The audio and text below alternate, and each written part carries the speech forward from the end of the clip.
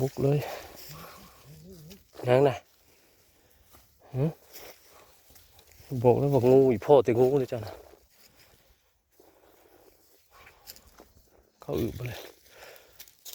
โอ้ยแต่น้ำ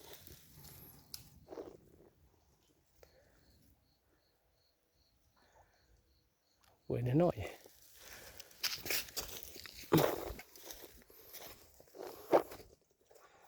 เทวนี้เขาอึพักกันดิ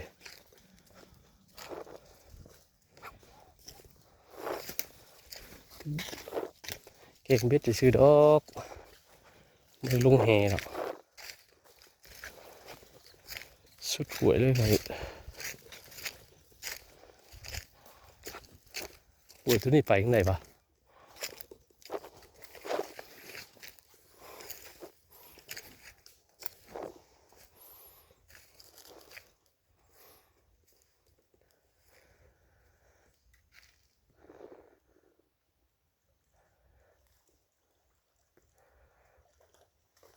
โอ้ยเห็ดแห้งโค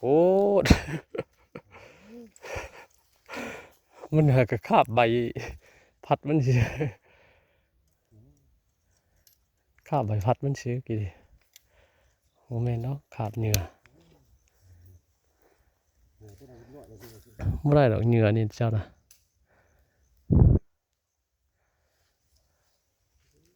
ขาบแล้ว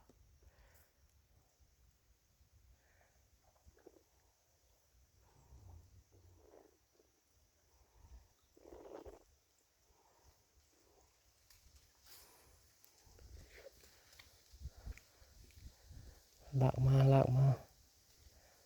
กล้าเก่งเนี่ยขอเหงื่อประสูตรเนาะค่อยก็ได้เนาะ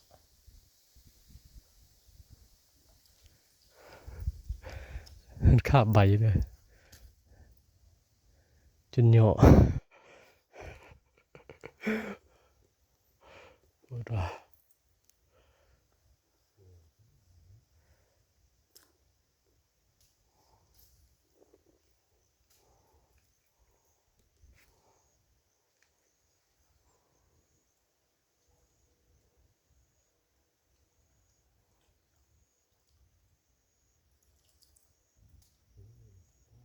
บ่น้ำพด